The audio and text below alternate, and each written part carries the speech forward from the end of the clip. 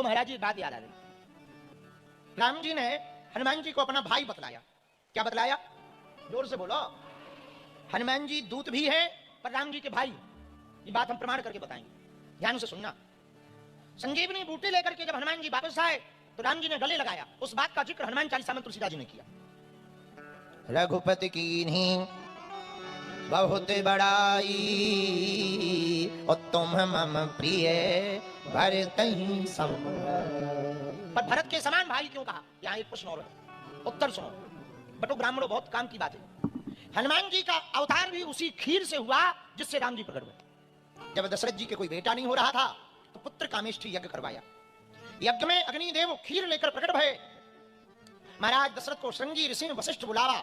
वशिष्ठ जी ने और श्रृंगी जी ने आज्ञा दी, हे राजन, अग्निदेव जो खीर लेकर प्रकट भये हैं वो तीनों रानियों में बांट दो। महाराज दशरथ ने वो खीर ली।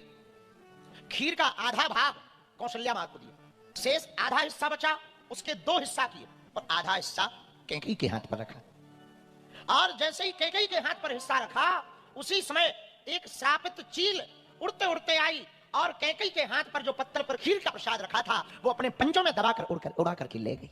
भागी भागी वह चील चली जा रही थी, लेकिन जैसे ही वो अंजना पर्वत, वेंकटाचल पर्वत के पास पहुंची जहां अंजनी माता तपस्या कर रही थी, उस दिन सूर्य भगवान को अर्घ्य दे रही थी। पवन देवता ने देख लिया यही वो खीर है जिससे राम जी प्रकट होंगे, तो भयंकर हवा का झोंका लगा और वो खीर उस चील के हाथों से छूट गई, माता अंजनी के हाथ पर गिर गई। माता अंजनी ने भगवान का प्रसाद मानकर उस खीर को पा लिया। उसी खीर के प्रताप से माता अंजनी की कोख में अंजनानंदन श्री अनंत बलवंत हनुमंत जी आए और उसी खीर से राम जी प्रकट भये, उसी खीर से हनुमान जी प्रकट भये। इसलिए राम जी ने हनुमान जी को गले लगाकर कहा, ए हा तुम मम प्रिय भरतहि सम भाई श्री राम। हनुमान जी महाराज को गले लगाकर राम जी बोले, कैकेयी नंदन भरत हैं और तुम भी हमें भरत के समान प्रिय।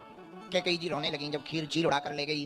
तो दशरथ जी ने समझाया, रो मत, थोड़ा हिस्सा कौशल्या जी माता के भाग से निकाला, शेष हिस्सा जो बचा था उसमें से निकाला और कैकेयी माता के हाथ में पुनः रख दिया। जो खीर का हिस्सा बचा दशरथ जी के पास, उसके पुनः 2 भाग किए। एक हिस्सा फिर से कौशल्या के हाथ में रखा, दूसरा हिस्सा फिर से कैकेयी के हाथ में रखा और दोनों को इशारे में कहा, ये दोनों हिस्सा सुमित्रा को दे दो। दोनों माताओं ने 2 हिस्से सुमित्रा को दिए। तो उस कैकेयी माता ने जो हिस्सा पाया, उस खीर के प्रसाद के प्रताप के कारण श्री भरतलाल जी प्रकट भये। लेकिन खीर का प्रसाद का पहला पात्र चील लेकर के गई, उसी प्रसाद से श्री अंजनी लाल श्री हनुमान जी महाराज प्रकट भये। इसलिए राम जी ने कहा, तुम मम प्रिय भरतहि सम भाई।